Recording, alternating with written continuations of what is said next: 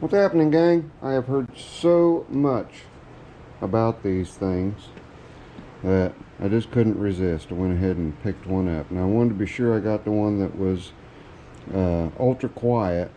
They have a 1 gallon and a 2 gallon.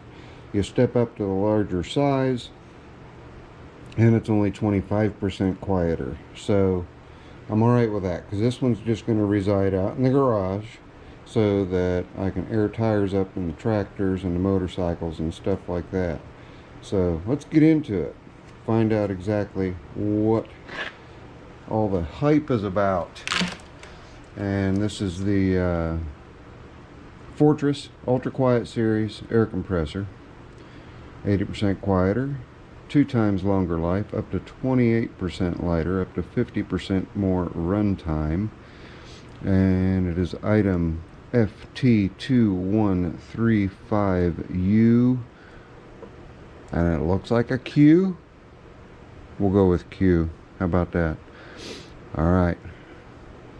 2 gallon, 135 psi, 2.1 CFM at 90 psi, 1.2 running horsepower, 60 decibels. That's like barely over a whisper. So let's get in it and see what we got. I'm going to set it up here on the engine stand. That figures. Oh, take two. I got interrupted by an important phone call. Sorry about that. I'll edit that part out. Let's tear into it, see what we got.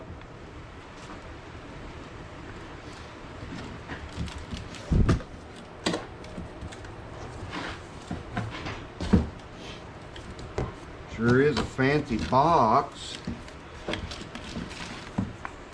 The owner's manual. That ought to be good for something. Kindling, something like that. I guess you're supposed to give these things a run time, a break-in time, so we'll check into that. Purdy. Alright, let's get it out and up on the bench. Oh, that is lightweight. Doesn't hardly weigh anything. Awesome.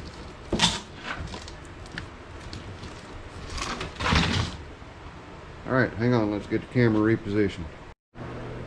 Alright, now I've got it ready to show to you, but beforehand there is a break-in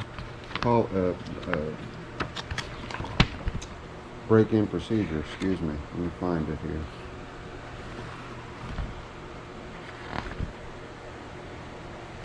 There we go. Okay. You guys look, yeah, you're too close. Right here, turn the power switch off and unplug the power cord, which it hasn't been plugged in yet. Fully open drain valve. Drain valve is down here. So we open the drain valve. And then we plug in the power cord, which we'll do here in a second. And we turn the power switch to auto. And then you let it run for 30 minutes. The air will expel freely through the drain valve. After 30 minutes, turn the power switch off, unplug power cord and close drain valve, and then you're ready to use it. And it's got some other instructions to go along with that as well, as far as usage and storage and things to that effect. Now, controls. You have quick disconnect, but they're going to be getting swapped out. This top one is going to be getting swapped out to the Merlin high flow. And then I picked up a rubber air hose that can be between 8 and 15 feet. I guess it just depends on how generous the individual was that made this one. So it'll be at least 8 feet, which will be fine, because this is going to reside out in the garage so that I've got an air supply out there. I do have a small air compressor out there, but all the talking and everything and the hype with these things, I wanted to give it a shot because it is 80% quieter, 2 times longer life, 28% lighter, 50% more air tool runtime. But mainly it's just going to have a blowgun to it and air check. So then you have your pressure regulator and your 2 gauges. One gauge is your pressure setting, which is done by turning this knob in and out. So, does it have a lock? I don't know if it has a pull.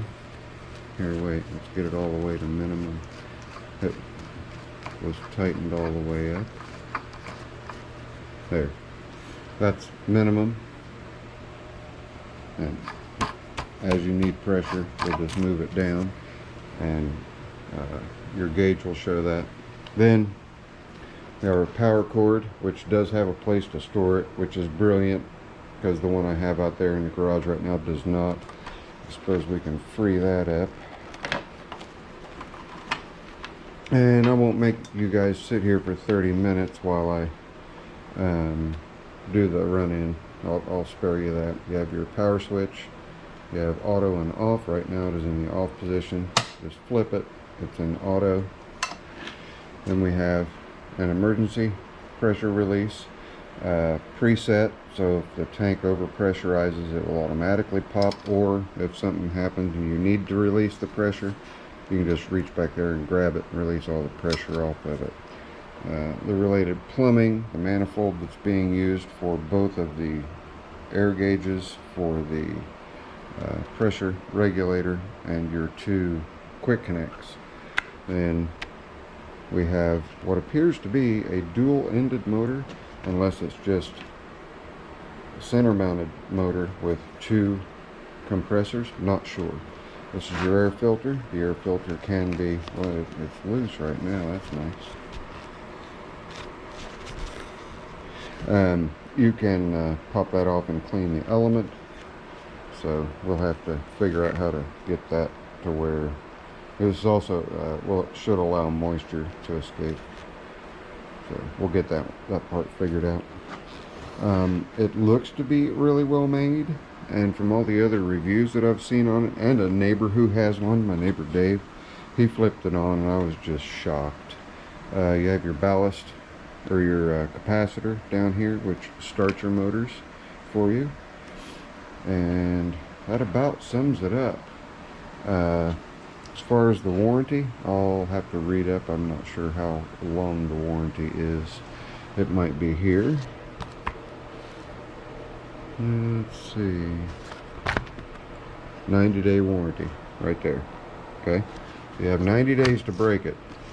You can do the additional protection on it and stuff like that. So I'm going to do its run in while I do some other things, and then when we're done with that, we'll leave it at 0 psi, see how long it takes to build that 2-gallon tank up to 135 pounds. So hang on. Alright, let's see how long it takes to fill this 2-gallon tank up. It's at 0. There's no air in it at all. None. Nothing. Let's see how long it takes to pump up. Are you ready? 3, 2, 1, contact. Yeah, it is running. Let me get a my decimeter from my phone out here. Me talking is louder.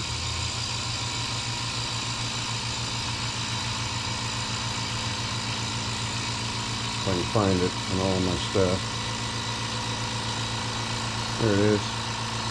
Okay.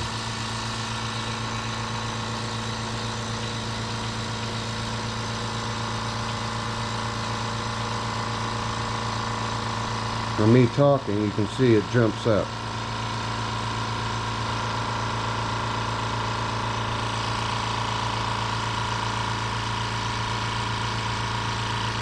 Quiet. And we're already at 125. We should be kicking off here.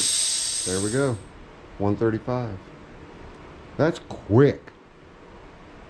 I don't care who you are or where you are. That is blazing fast. I dig it. Alright, well there you go. I may do a revisit on this after using it for a year or so, but with all the good words that I've heard about it from all the YouTubers, my camera shut off. I have no idea why. It's got 51% battery. It said it powered down for low battery. No, not so much. Anyway, we are impressed with it so far. We're going to see how it does with some light use out in the garage, and Do I hear a leak? Let me disconnect this. Well, I don't have any pressure going to it right now, so. But, I'm digging it. I'm going to spray a little bit of water around the fitting, see if we have anything leaking. But I dig it. I dig it. So I guess all the YouTube videos and all the other reviews on it are yeah, spot on. That's awesome. 80% quieter. They are not lying. Incredible. All right, that's it. Friendly Neighborhood Zippo. There's my take on the 2-gallon after doing the proper break-in and whatnot. I'll show you something that's coming up.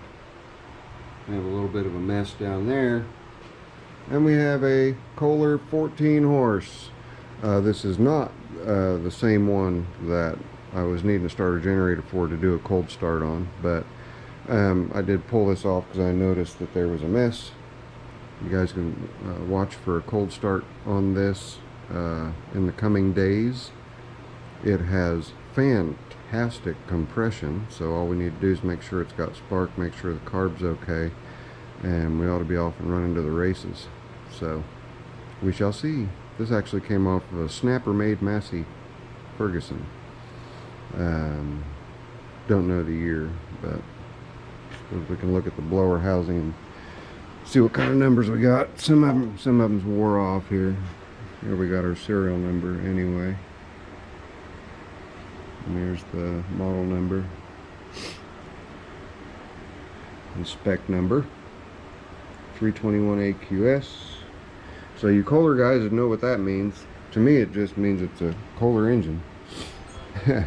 But anyway, Friendly Neighborhood Zippo. I promise you guys I will be on the next one, and it'll probably involve this Kohler. Later. I'm out of here.